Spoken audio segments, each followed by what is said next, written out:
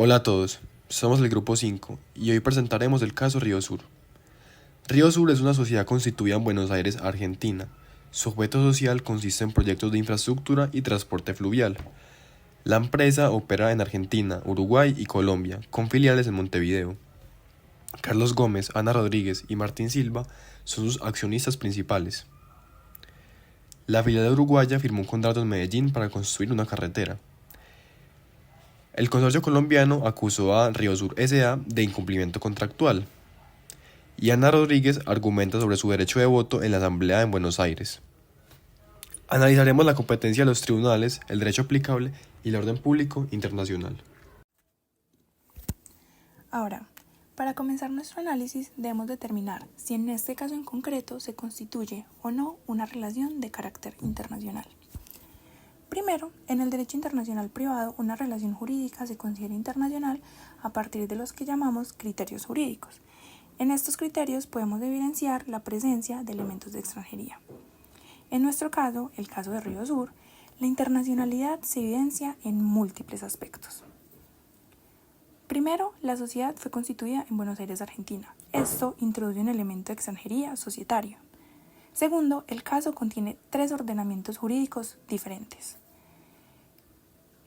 Además, los accionistas tienen diferentes nacionalidades y diferentes domicilios. Esto refuerza la dimensión internacional del caso. Además, el contrato se celebró en Colombia, pero por una filial uruguaya, afectando a un accionista en Buenos Aires. La relación es claramente internacional, por eso hoy analizaremos los vínculos entre Argentina, Uruguay y Colombia, además sumado a la nacionalidad y domicilio de los actores que son diferentes. También la ejecución del contrato es clave. También la existencia de decisiones societarias con efectos extraterritoriales es fundamental.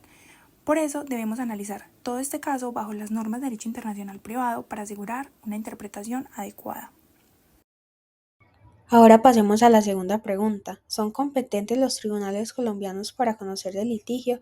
Y la respuesta es que sí, y vamos a analizar los fundamentos jurídicos que respaldan esta competencia. Primero que todo, por la autonomía de la voluntad de las partes. El contrato firmado entre Río Sur S.A. y el Consorcio Vías del Oriente incluía una cláusula válida de elección de foro en Colombia, lo que significa que las partes acordaron voluntariamente que en caso de algún conflicto, los tribunales colombianos serían quienes conocerían de este litigio. Según el artículo 28, numeral 3 del Código General del Proceso, aunque las estipulaciones de domicilio contractual se consideran por no escritas en contratos puramente internos, en contratos internacionales sí se reconocen, y esta sumisión voluntaria tiene doble efecto. Por un lado positivo, porque atribuye competencia al Estado elegido, que en este caso es Colombia. Por otro lado negativo, porque excluye la competencia de otros estados, evitando así que el litigio se ventile en otro país de manera paralela. Segundo, por el lugar de cumplimiento del contrato. El mismo artículo 28.3 del Código General del Proceso establece que en los procesos originados en un negocio jurídico es competente el juez del lugar donde se deba cumplir cualquiera de las obligaciones. En este caso, la obligación principal consistía en una construcción de la carretera Medellín-Río Negro. Dado que esta obra se realiza en territorio colombiano, esto constituye un punto de conexión objetivo que refuerza la competencia de los tribunales de Colombia. Tercero, por la vinculación con la filial del Río Sur S.A.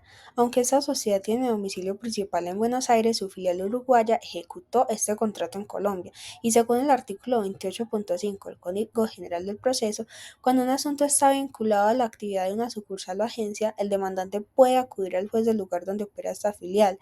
En este caso, la filial actuó directamente en Colombia para la ejecución de la obra, lo que significa que el demandante no está obligado a acudir al juez del domicilio principal en la Argentina, sino que podría optar por los tribunales colombianos donde se desarrolla la actividad concreta que genera el conflicto.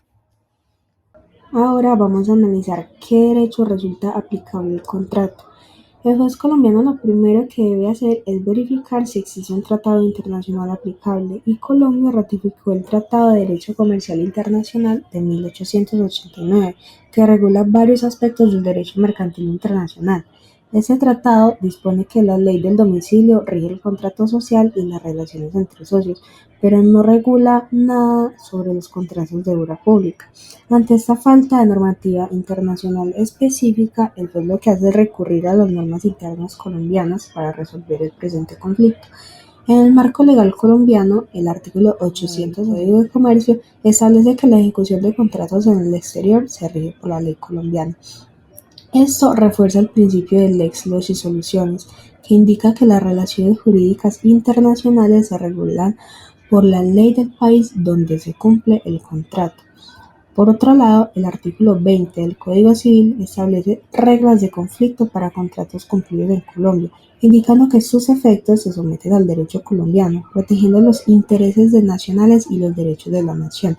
La Corte Constitucional, en la sentencia C-249 de 2004, ha confirmado que si un contrato se cumple en territorio colombiano, debe aplicarse la ley colombiana. En el caso de Río Sur, la construcción de la carretera se realiza en territorio colombiano, por lo que el contrato se rige por la ley colombiana. Aplicar el derecho colombiano garantiza coherencia con las normas administrativas de contratación pública en el país. En el derecho internacional privado surge una pregunta muy importante, la cual es ¿cuál derecho resulta aplicable cuando los socios de una empresa internacional entran en conflicto? Para esto analizaremos el caso de la sociedad Río Sur S.A., la cual está constituida en Buenos Aires, Argentina, y nos centraremos en dos temas esenciales, la validez de los acuerdos parasociales y la protección del accionista minoritario. Estos temas los abordaremos bajo dos grandes principios. El primero es la lex societatis, es decir, la ley del domicilio comercial, y segundo, el orden público internacional, que protege los valores fundamentales del derecho colombiano frente a normas extranjeras que lo puedan contradecir. Cuando hablamos de acuerdos parasociales, surge una pregunta clave. ¿Qué derecho resulta aplicable? En el ámbito del derecho comercial internacional, existe un principio fundamental llamado lex societatis. Este principio indica que las relaciones jurídicas internas de una sociedad se rigen por la ley del país donde la empresa tiene su domicilio. De acuerdo con el artículo 7 del Tratado de Montevideo, las relaciones se rigen por la ley del estado de domicilio comercial. En el caso de Río Sur S.A., la ley aplicable a sus relaciones es la ley argentina. Esto incluye la validez de acuerdos parasociales y la protección de los derechos del accionista minoritario, incluyendo el derecho de voto. El análisis debe hacerse conforme a normas del derecho internacional privado, priorizando tratados internacionales.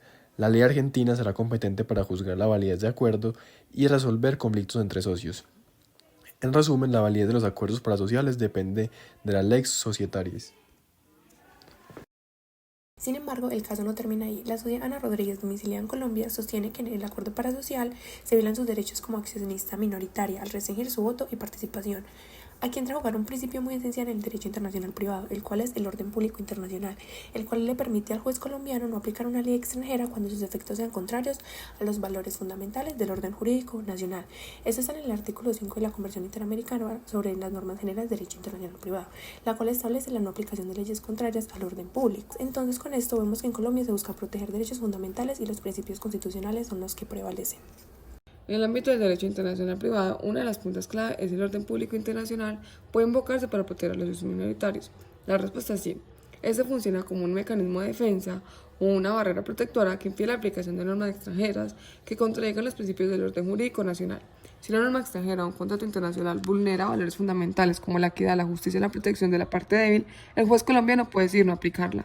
El orden público actúa como un filtro ético y jurídico garantizando que las decisiones internacionales no se desconozcan los valores consagrados en nuestra constitución política.